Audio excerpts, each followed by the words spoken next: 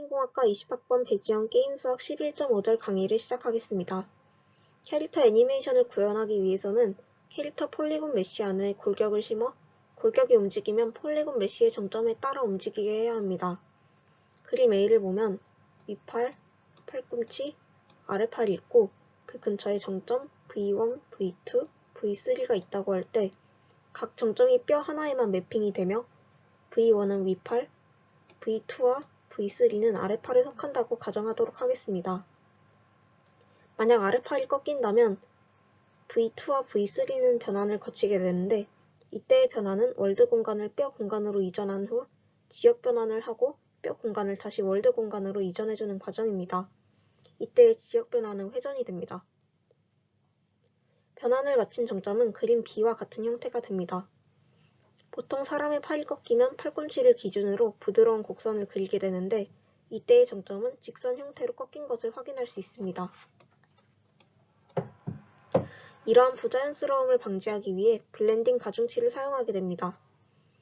각 정점은 하나의 뼈에만 영향을 받지 않고 여러 개의 뼈로부터 영향을 받기 때문에 각 뼈에서 얼마나 많은 영향을 받는지를 가중치로 나타내는 것입니다. 표 C를 보면 정점 V1은 위팔, 정점 V3는 아래팔의 영향을 많이 받으며 V2는 위팔과 아래팔로부터 같은 영향을 받는다는 것을 알 수 있습니다. 이를 이용하여 각 정점을 위팔 공간으로 변환해서 나타낸 정점, 그리고 아래팔 공간으로 변환해서 나타낸 정점을 각각 구한 뒤 정해진 가중치를 곱하여 더하면 사람이 팔을 꺾었을 때 나타나는 곡선과 유사한 형태로 정점이 배치됩니다. 이런 식으로 정점을 자연스럽게 나타내는 것을 스캐닝이라고 합니다. 스캐닝 예시를 확인해 보도록 하겠습니다. 그림 A에서 빨간색으로 주어진 정점 VD의 좌표는 6,0입니다. 이 정점은 아래팔과 손에 모두 영향을 받으므로 50씩 영향을 받는다고 가정했을 때 이것을 아래팔 공간과 손 공간으로 각각 변환해서 구한 좌표는 V5는 2,0, V6는 -1,0입니다. 구한 이 두 값에 각각의 가중치를 곱해 더하면 그림 B에서의 파란색 정점 위치가 됩니다. 스캐닝은 정점 블렌딩이라고도 하며 수식으로 나타내면 이처럼 변환을 거친 뒤 가중치를 곱하고 더한 것과 같습니다. i번째 뼈 월드 공간 변환은 지역 변환을 하고 부모 변환을 한 뒤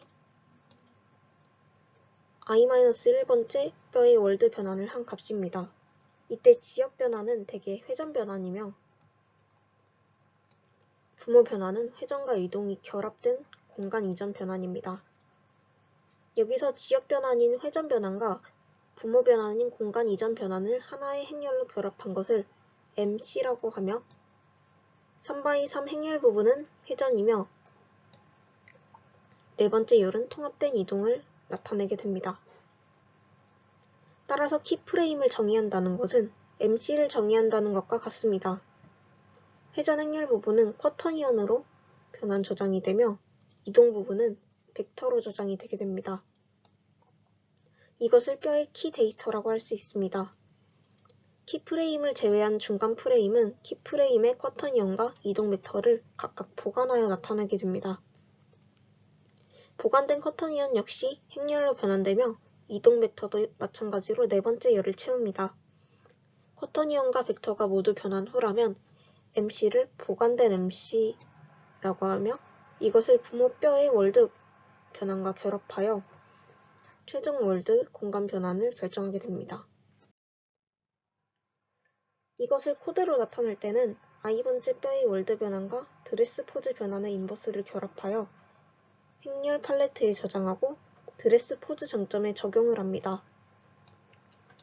이에 가중치를 곱한 후 더하면 정점 블렌딩이 완료됩니다.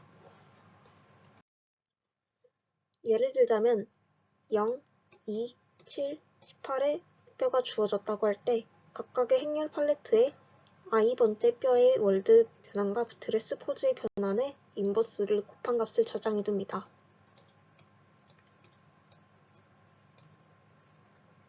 그리고 여기에 각각의 가중치, 이 그림에서는 0.2, 0.3, 0.4, 0.1을 곱하여 총합하면 자연스러운 모습이 된 것을 확인할 수 있습니다.